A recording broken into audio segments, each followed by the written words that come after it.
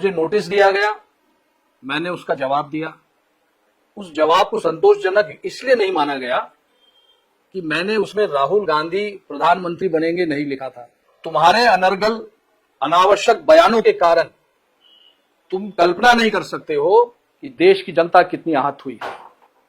आज कांग्रेस का कार्यकर्ता तुम्हारे बयानों के कारण सर उठा के सम्मान से चल नहीं पाता है, जबकि दूसरी पार्टी के कार्यकर्ता सम्मान से सर उठाकर चलते हैं, स्वाभिमान से चलते हैं। अपने से बड़ी उम्र के लोगों को, जो तुम्हारे पिता के साथ जिन्होंने काम किया, तुम्हारी पिता के उम्र के हैं, किसी को बारात का घोड़ा कहते हो, किसी को लंगड़ा घोड़ा कहते हो, तुम्हें शर्म नहीं आती है? और तुम बारात का घोड़ा क्या जानो कैसे चलता है, क्योंकि तुम्हारी तो बारात ही नहीं निकली, तुम्हें क्या पता बारात का घोड़ा कैसा चलता है। कांग्रेस पार्टी से निकाले जाने पर पूर्व सांसद लक्ष्मण सिंह का फूटा गुस्सा, राहुल गांधी पर तीखा हमला, वीडियो किया जारी, देखिए पूरा वीडियो। सर्वप्रथम मैं सभी देवी देवताओं को प्रणाम करता हूं। मेरे गुरु, मेरे मार्गदर्शक प्रभु श्री कृष्ण को के चरणों में नमन करता हूं। आप सभी मीडिया वालों के और सभी प्रदेश की जनता के सामने हाथ जोड़कर प्रणाम करता हूं। साथियों, हमारे देश में पहलगाम में एक बड़ा दर्दनाक आतंकवादी हमला हुआ, जिसमें निर्दोष नागरिकों को मारा गया, उनका धर्म पूछकर मारा गया। बहुत बड़ी घटना हुई, दुर्घटना हुई। उसके बारे में मैंने एक वीडियो जारी किया था, उसमें कुछ बातें कही थी। पता नहीं, मुझे बड़ा आश्चर्य होता है इस बात पर कि मेरी अपनी कांग्रेस पार्टी, जो देश को जिसने आजाद कराया, कांग्रेस पार्टी के कई कार्यकर्ता, कई नेता शहीद हुए आजादी की लड़ाई में, वो पार्टी मुझसे सवाल कर रही है कि मैंने ऐसा क्यों कहा। बहुत आश्चर्य हुआ, बहुत दुख हुआ। मुझे नोटिस दिया गया, मैंने उसका जवाब दिया। उस जवाब को संतोषजनक इसलिए नहीं माना गया कि मैंने उसमें राहुल गांधी प्रधानमंत्री बनेंगे नहीं लिखा था। ये जवाब में नहीं लिखा था, इसलिए उसको माना नहीं गया। और मुझसे कहा गया कि मैं ये लिखूं उसमें कि राहुल गांधी प्रधानमंत्री बनेंगे तो नोटिस वापस ले लिया जाएगा। मैंने मना कर दिया, मैं कोई ज्योतिषी नहीं हूं, और उन्होंने मुझे पार्टी से 6 साल की निष्कासित कर दिया। निरंतर राहुल गांधी के इशारे पर सेना से सवाल किए जा रहे हैं। क्या ये अच्छा है? देश के लिए अच्छा है? बिल्कुल नहीं। और नियम ये है, उस संसद के नियम नहीं जानते हैं। नियम ये है कि संसद में केवल डिफेंस बजट पर चर्चा कर सकते हैं, डिफेंस की रणनीति पर कोई चर्चा नहीं कर सकते, न डिफेंस, न पार्लियामेंट में, न बाहर। ये नियम है। क्योंकि जो पुलवामा हमला हुआ है, जिसमें हमारे जवान शहीद हुए हैं, वो इसलिए हुआ कि इंफॉर्मेशन लीक हो गई थी कि ट्रूप मूवमेंट कहां से हो रहा है, और उसका परिणाम हमारे जवानों की जान देकर हमको भुगतना पड़ा। तो इस तरह की अनर्गल बात करना क्या उचित है?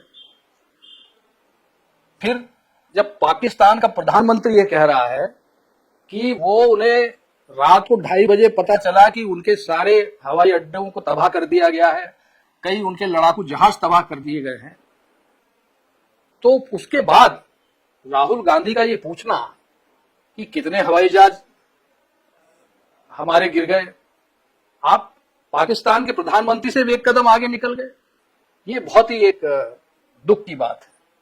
और सवाल अब मैं कर रहा हूं, जवाब आपको देना है। कांग्रेस वो पार्टी जिसने देश को आजाद करवाया, कई देशवासियों ने अपनी जान दी। क्या इसलिए दी है उन्होंने जान कि हम अपनी बहादुर सेना पर सवाल खड़ा कर सके? तुम्हारे अनर्गल अनावश्यक बयानों के कारण तुम कल्पना नहीं कर सकते हो कि देश की जनता कितनी आहत हुई। आज कांग्रेस का कार्यकर्ता तुम्हारे बयानों के कारण सर उठा के सम्मान से चल नहीं पाता है, जबकि दूसरी पार्टी के कार्यकर्ता सम्मान से सर उठाकर चलते हैं, स्वाभिमान से चलते हैं, सिर्फ तुम्हारी बयानों के कारण। पर ये तुमसे कोई कहेगा नहीं, क्योंकि तुम तो अपने चमचों से घिरे रहते हो, घिरे रहोगे, कोई फर्क नहीं आने वाला तुम्हें। क्योंकि पूरे देश में तुम पैदल चले, पैदल चलने के बाद पूरे देश में आज पार्टी कहां खड़ी है? मध्य प्रदेश में 1 सीट नहीं है, और तुम अपने आप को रेस का घोड़ा कहते हो। अरे कितने बार तुम रेस हार चुके हो, ईवीएम को दोष देते हो और अपने आप को रेस का घोड़ा कहते हो। अपने से बड़ी उम्र के लोगों को, जो तुम्हारे पिता के साथ जिन्होंने काम किया, तुम्हारी पिता के उम्र के हैं, किसी को बारात का घोड़ा कहते हो, किसी को लंगड़ा घोड़ा कहते हो, तुम्हें शर्म नहीं आती है? और तुम बारात का घोड़ा क्या जानो कैसे चलता है, क्योंकि तुम्हारी तो बारात ही नहीं निकली, तुम्हें क्या पता बारात का घोड़ा कैसा चलता है। इसलिए फालतू बातें करना बंद करो। जो बुद्धिजीवी तुम्हारी पार्टी में है, जो समझदार लोग हैं, उनसे राय लो, और नहीं तो पार्टी का अंत देख रहे हो, आगे अंत ही होना है पार्टी का। पार्टी बिखर जाएगी, बिखर ही रही है। साथियों, आज समय आ गया एक नई कांग्रेस गठन करने का। आवश्यकता है हमें उस पार्टी की, ऐसी कांग्रेस पार्टी की जिसमें जनता कार्यकर्ता निर्णय ले और कोई ऊपर का हाई कमान ना हो। फैसले हम बैठकर लें, कार्यकर्ताओं के बीच में फैसले लें, चौपालों में बैठकर लें, मैदानों में बैठकर लें, और तभी एक ऐसी कांग्रेस पार्टी हम खड़ी कर सकेंगे जिसका कार्यकर्ता स्वाभिमान से सर ऊंचा करके चल सकेगा। जहां तक रहा पार्टी के विभाजन का सवाल, तो स्वयं इंदिरा जी ने पार्टी का विभाजन कराया था, कौन सी नई बात है। और तुम्हारे कार्यकाल में तो 3-3 बार विभाजन पहले हो चुका है।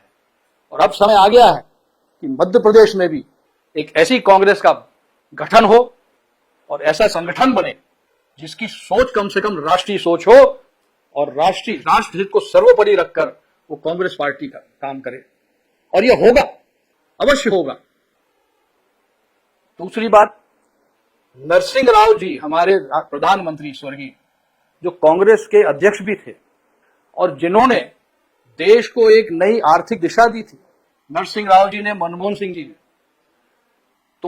तुम्हारी सोच लोग नहीं जानते हैं, पर मैं आज में आप सबको बताना चाहता हूं साथियों कि नरसिंह राव जी का जब निधन हुआ था, उनके पार्थिव शरीर को इन लोगों ने कांग्रेस पार्टी के दफ्तर में रखने नहीं दिया था।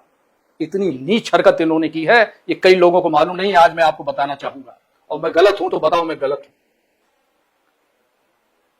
मनमोहन सिंह जी, जिन्होंने नई आर्थिक नीति बनाई जिसके कारण आज देश एक मजबूत स्थिति में पहुंच गया है, और जीएसटी जो लागू करी, उनकी सोच थी, वर्तमान सरकार ने उसको लागू किया जीएसटी को, जिससे करोड़ों लाखों करोड़ों रुपया आज भारतीय कोष में आ रहा है, और जिससे सारे निर्माण के काम हो रहे हैं, सड़क बन रही है, हवाई अड्डे बन रहे हैं, हम लोग हथियार खरीद रहे हैं। ये क्यों? क्योंकि हमने जीएसटी का उपयोग किया।